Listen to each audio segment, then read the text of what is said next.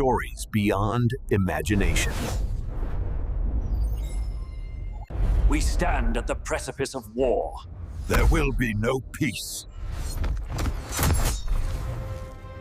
The galaxy had endured countless wars, but never one quite like the tension brewing between the Valori Dominion and the Drayth Confederacy. For centuries, these two alien superpowers had balanced their differences with uneasy treaties, always aware that the smallest spark could ignite a blaze of annihilation. Starfleets patrolled contested borders, planets stockpiled weapons, and entire populations were fed daily. Propaganda that the enemy was savage and untrustworthy. Yet despite decades of hostility, the actual war never came until now. A mining colony in the neutral Hegra belt reported a skirmish between Valori soldiers and Drayth patrols, leading to dozens dead. Both governments accused the other of aggression, and within days, each side mobilized fleets larger than anything seen in living memory. Diplomats pleaded for restraint. But every voice was drowned by the war drums echoing across the stars. The galaxy braced itself for a conflict that would leave no corner untouched, a war that could shatter civilizations entirely. And at the center of this storm, the Valori Council made a strange, desperate decision. They summoned humanity. The Valori were proud, crystalline beings of immense intelligence, but their culture had never understood humans well. To them, humans were unpredictable, chaotic, and too young a species to matter in galactic politics. Yet stories had circulated, whispers, that humans had a way of ending wars through sheer presence, through a strangeness in their psychology and biology that unsettled even the most hardened alien soldier. No Valori had ever witnessed this directly, but desperation pushed them to gamble. They sent an envoy ship to Earth, not asking, but begging, would humanity lend them a single representative to escort their diplomat to the ceasefire talks with the Drayth? The human governments debated, laughed, and argued. Most dismissed the request as absurd. Why should Earth involve itself in an interstellar war? But one figure stepped forward. Captain Elias Ward, a veteran of Earth's few off-world peacekeeping missions. He was not the strongest nor the most decorated, but he had a reputation for calm and chaos, and a record of stopping fights with nothing more than his presence. The Valori could not have chosen better, though they did not yet understand why. When the Valori diplomatic cruiser arrived at the neutral station of Keros Prime, where peace talks were scheduled, every eye turned toward the human walking beside the crystalline ambassador. Ward stood out immediately, flesh and bone among beings of light, scale, metal, and mist. The Drayth guards tensed, their scaled forms rippling with suppressed aggression. But it wasn't his weapons that unsettled them. Ward carried none. It was his gaze, calm yet piercing, and the slow, steady rhythm of his breathing. The Drayth had studied humanity only through second-hand reports, never meeting one in person. Rumors painted humans as reckless berserkers, as creatures who could endure horrors that broke other species. Their myths claimed humans had once waged wars that lasted centuries, fueled not by resources but by stubborn pride. As Ward entered the hall, a silence fell so heavy it seemed to bend the very air. Even the Valori ambassador paused, realizing that the gamble might hold more weight than anyone expected. The human had not yet spoken, yet already the battlefield had shifted. The negotiations began badly, as expected. The Drayth chancellor slammed his claws against the table, accusing the Valori of slaughter. The Valori ambassador responded with equal fury, crystalline voice cutting like glass through the chamber. Accusations flew, evidence was presented, and none of it mattered. Both sides were determined to see only guilt in their enemy's face. Ward said nothing. He sat at the side of the Valori delegation, his expression unreadable, his eyes locked on the Drayth generals. At first they ignored him, but slowly, unease spread through the room. One general found his throat dry, another shifted in his seat. Their instincts screamed danger, though logic said otherwise. He was just one human, unarmed, outnumbered 100 to 1. Yet the stories whispered in their culture gnawed at their composure. Tales of humans who fought in storms of fire, who smiled in the face of extinction, who could kill with their bare hands if pushed. To look into Ward's eyes was to see the quiet certainty of someone who had already accepted death long ago and had returned from it. When the talks collapsed, it was almost a relief. The Drayth Chancellor stood snarling and motioned to his guards. The Valori ambassador raised their crystalline arms in protest. But everyone knew what would follow: violence. Drayth warriors reached for their weapons. Valori guards activated their energy shields, and the chamber shook with the threat of bloodshed. Then Ward stood. He did not raise his voice. He did not move quickly. He simply stepped forward, placing himself between the two delegations. The Drayth froze, weapons halfway drawn, as if an invisible wall had stopped them. Ward's voice was calm, but it carried like thunder through the chamber. "Sit down." It was not a request. For the first time in living memory, Drayth warriors hesitated, not from fear of weapons, but from something older, something primal, an instinct that whispered this human was not prey, not foe, but predator. The war that was seconds from beginning hung in silence, balanced on the word of one human. The Drayth Chancellor was not used to hesitation. His people were bred for dominance, raised in a warrior culture that glorified immediate violence. Yet now, with claws inches from unsheathing, he found his arm frozen. The human's gaze bored into him with an intensity no alien could match, a mixture of patience and threat, of empathy and warning. The Valori ambassador remained silent, as though sensing that any interruption would shatter the fragile balance Ward had created. The chamber's atmosphere grew suffocating, charged with an invisible weight. The Drayth guards shifted uneasily, their scales twitching as though under unseen heat. And for the first time, the Chancellor considered something unthinkable: that if he gave the order to attack, his warriors would not move. Humanity was an unknown. Unknowns were dangerous. Legends told that predators thrived not through numbers, but through a willingness to act when others faltered. The Chancellor's throat rumbled with suppressed fury, but he forced his arm down. For a moment, war was delayed, not by treaties, not by weapons, but by a single human word. Ward did not smile, nor did he relax. He understood the moment was temporary, fragile as glass. He had served in battlefields before, seen men freeze not because of the enemy's strength, but because of the certainty that the enemy would not stop until one of them lay dead. That was what the Drayth now saw in him. Slowly he turned to the Valori ambassador. "We continue," he said simply. The crystalline diplomat trembled, unused to being commanded but obeyed. Negotiations resumed, though every voice shook with tension. Each word spoken seemed forced, as though the participants feared their own language might trigger the predator once more. In reality, Ward said little. He didn't need to. Every pause in the discussion was filled with the sound of his steady breathing, a reminder that he was still there, still watching. The Drayth generals, who had once roared accusations, now spoke in measured tones, their claws tapping nervously against the table. The Valori, too, found their anger dimming in the shadow of the human. A strange equilibrium settled over the room, as though everyone had agreed to a ceasefire, not of politics but of instinct. But peace built on fear is fragile, and fragile things break quickly. A Drayth general, younger and more reckless, sneered at the human. "Is this your weapon?" He spat at the Valori ambassador. "A soft creature of flesh? A primitive ape?" The insult echoed, and for a heartbeat, relief swept the Drayth ranks. Someone had pierced the silence. But Ward did not flinch. Instead, he turned his gaze toward the general and stepped closer. One step, then another, each echo louder than the last. The general's bravado cracked, his muscles tensing against instincts millions of years old. Ward stopped inches away, so close the Drayth could see his reflection in the human's dark eyes. "Soft?" Ward whispered. His voice was quiet but carried like a blade. "I've buried more warriors than you've met. Do you want to be next?" The chamber froze. The young general's scales rippled, and for the first time in his career he stepped back. The silence that followed was worse than shouting, because it meant everyone else in the room had understood the same truth. Humans did not bluff. The Valori ambassador finally realized what they had brought into the chamber. Humanity's weapon was not fleets, not firepower, but presence. Where Valori logic and Drayth aggression clashed endlessly, the human's unpredictability carved through both. Ward was not invincible. He was mortal, flesh and blood, but that was exactly what made him terrifying. Other species fought wars for resources or honor. Humans fought because they refused to stop, because surrender was never hardwired into their bones. Every Drayth in the room could see it now.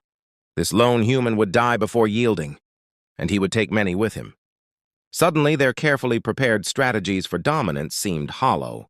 What use were armies if the enemy would never surrender, never acknowledge defeat? To fight such a species was to risk endless bloodshed, and in that moment, Ward did what no diplomat could. He forced both sides to glimpse the abyss they were about to step into. The Drayth Chancellor snarled, slamming his claw against the table again. But this time it was not to attack. It was frustration, raw and desperate. "What do you want, human?" he demanded, bypassing the Valori ambassador entirely. The shift was seismic. Never before had the Chancellor spoken to a representative of a minor species directly. Ward took a long breath, then answered with a clarity that silenced both delegations. "I want no more graves. I want no more children raised to hate. End this war before it begins, or fight, and learn what humanity does when pushed." His words struck harder than any weapon. The Drayth generals exchanged uneasy glances, their confidence eroding. The Valori ambassador stared at Ward, realization dawning that the fate of billions now balanced not on their polished diplomacy, but on the steady heartbeat of a single human. And somewhere in the shadows of the chamber, the first seeds of surrender began to take root. The chamber's stillness was suffocating. Both sides were locked in contemplation. Yet the fragile balance threatened to snap at any moment. Ward could feel it, the simmering rage beneath the Drayth scales. The Valori's desperate pride. He had to act before the weight of history crushed the moment. "Look at your fleets," he said, his tone calm but carrying across the hall.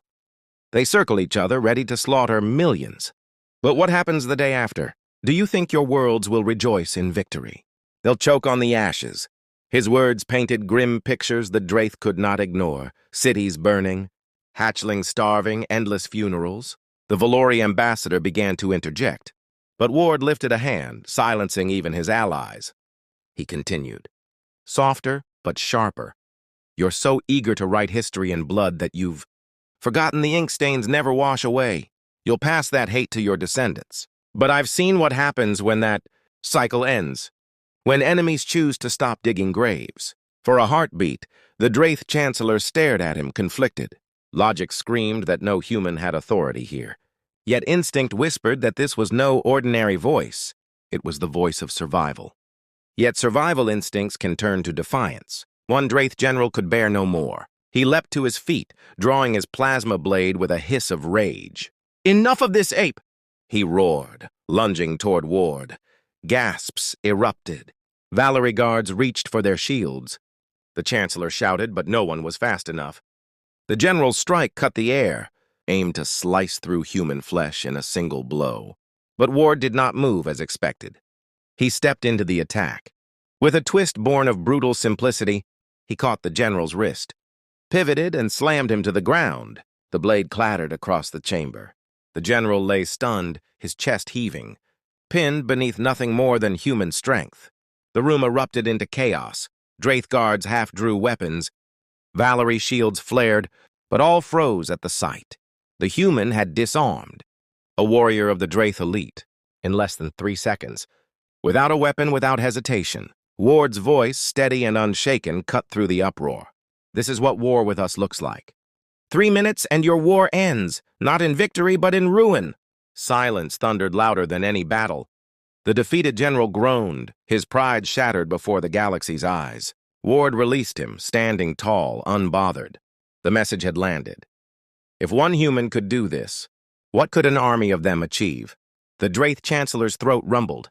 Neither growl nor surrender, but something between awe and dread. Valori eyes glittered with astonishment, and for the first time, respect. Humanity had revealed its weapon. Not technology, not fleets, but willpower honed through a history of surviving itself. Ward turned to the Chancellor, his expression unyielding. "You know I don't bluff. End this war now." The Chancellor's claws curled against the table. He had dreamed of glory, of conquest. But staring at the human, he saw something more dangerous than armies. Inevitability. To fight humanity was to fight forever, because they would never stop. And no empire, however vast, could outlast a species that turned survival into defiance. Slowly, painfully, The Chancellor lowered his head in reluctant acknowledgement. The Valori ambassador seized the moment. "Then let us speak not of graves," they said, crystalline voice trembling, "but of treaties.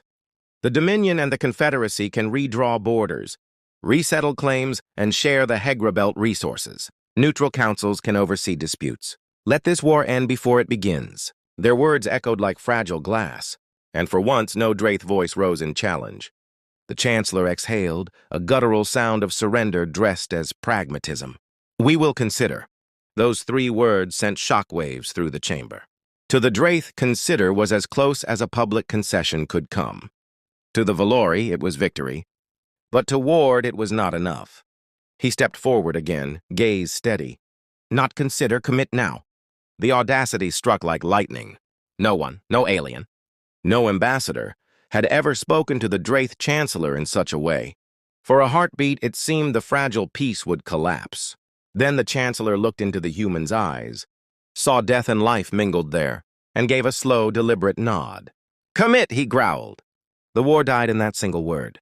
The chamber erupted with voices, Valori celebrating, Drayth whispering furiously, council scribes recording history as it happened. Yet amidst the storm, Ward remained silent, his presence steady as an anchor in a sea of chaos. He had not fired a weapon, nor commanded fleets, but he had ended a war before it began. The Valori ambassador turned to him, crystalline features shimmering with awe. "Captain Ward," they whispered, how did you do this?" Ward finally allowed himself a thin smile. "Your people thought we were unpredictable. They were wrong. We're inevitable. That's the difference." His words were simple, but they carried across the chamber, searing themselves into the memory of every witness. In the records that would follow, historians would argue about strategies, about political concessions, about the timing of treaties, but the soldiers, the guards, and the leaders who had been in that chamber would tell the truth. The war ended not because of treaties or logic, but because a human stepped forward and refused to blink. News spread across the galaxy like wildfire. Entire fleets, armed and poised for annihilation, received sudden orders to stand down. Soldiers who had sharpened blades and charged. Cannons were told the war was over, before it had even begun.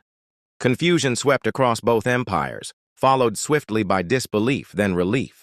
Civilian populations who had braced for extermination celebrated in the streets. The name human began to spread through. Drayth ranks as both a curse and a shield, a reminder that war had been halted by a species no one had truly understood. The Valori Council declared humanity an essential diplomatic resource, though their reports could not explain the exact mechanism of Ward's victory. Other species whispered in their parliaments, debating whether Earth was a threat or a savior. Humanity, once ignored as insignificant, had become a power no one could afford to underestimate. And Captain Elias Ward, whether he wanted it or not, became the symbol of this new era, a living reminder that sometimes one voice could silence entire fleets. But Ward did not celebrate. As the Valori cruiser carried him back to Earth, he stared into the stars, lost in thought. He knew the war had not vanished. It had only been delayed. Hatred did not dissolve in a day. The Drayth would brood, and the Valori would scheme, and one day their paths might cross again. Humanity's presence had forced a pause, but could they force peace? He remembered the look in the Drayth Chancellor's eyes. Fear mixed with something darker, a promise of vengeance. Ward sighed, closing his eyes. He was no diplomat, no savior. He was a soldier who had seen too much blood, and he knew better than anyone that peace was fragile, yet perhaps, just perhaps, humanity had given the galaxy a lesson it would not soon forget. That sometimes the deadliest weapon was not firepower, but conviction. On Earth, Ward was received with honors he never asked for.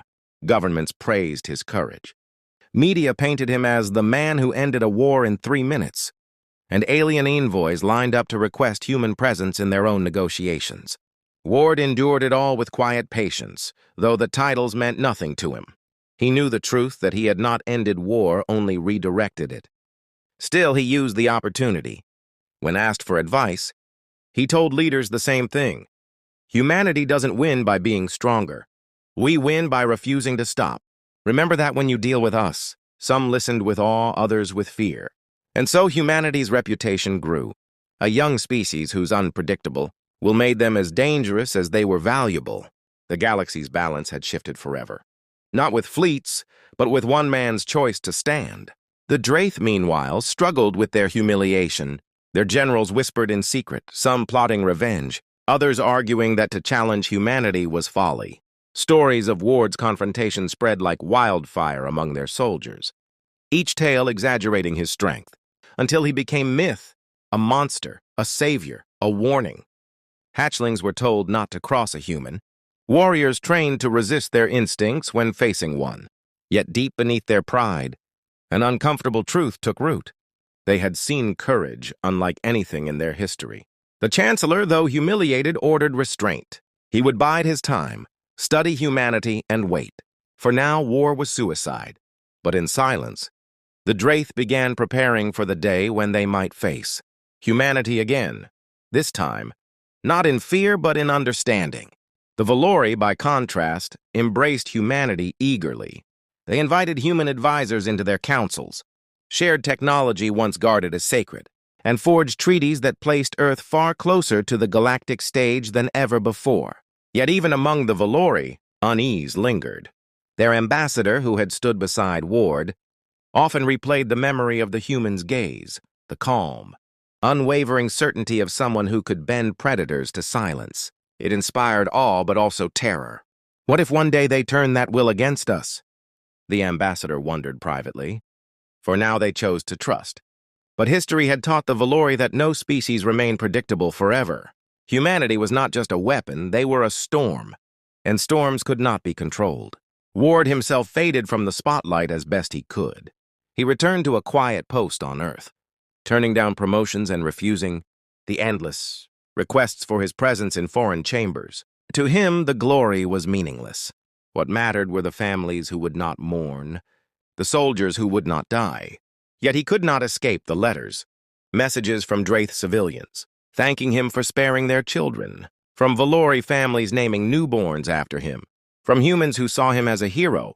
He read them all with weary eyes, then tucked them away. He had not sought to be remembered. He had only wanted to stop the bloodshed. But history is cruel. It remembers those who never wanted the stage most of all.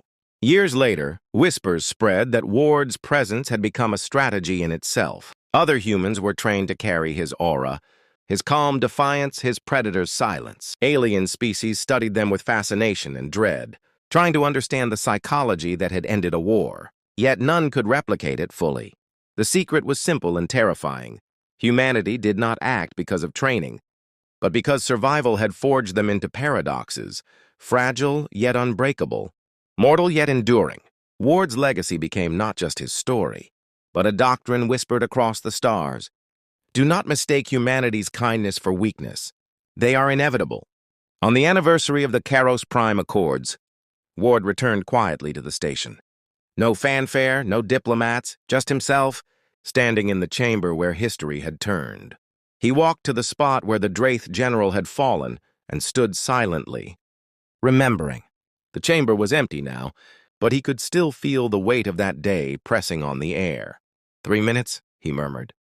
That was all it had taken. 3 minutes to stop a war, to change humanity's place in the galaxy forever. He wondered if history would remember the truth, or if it would turn into legend, warped beyond recognition. Perhaps it didn't matter. The graves had been spared, and that was enough. As he turned to leave, a message arrived. It was from the Drayth Chancellor himself, older now, his scales dulled with age.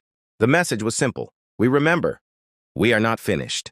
Ward read it, then smiled faintly. Of course they weren't. Peace was never permanent. Conflict was inescapable. But so was humanity. If the Drayth returned, Ward knew what awaited them, not fleets or weapons, but the same truth he had shown before. Humanity did not bow, did not break, and did not stop. Whatever came, he would be ready. And so the legend of Elias Ward, the human envoy, spread across generations. Some called him a savior, others a threat. To the Valori, he was proof that unpredictability could hold greater weight than logic. To the Drayth, he was a scar that warned against arrogance. To humanity, he was a reminder of what their species carried. Not power, not technology, but resolve. Wars would come again, treaties would crumble, and the galaxy would spin in endless cycles of conflict. But from that day forward, every leader, every soldier, and every child who heard the story would know one thing. When the humans stepped forward, the galaxy listened. And sometimes 3 minutes was all it took to change everything.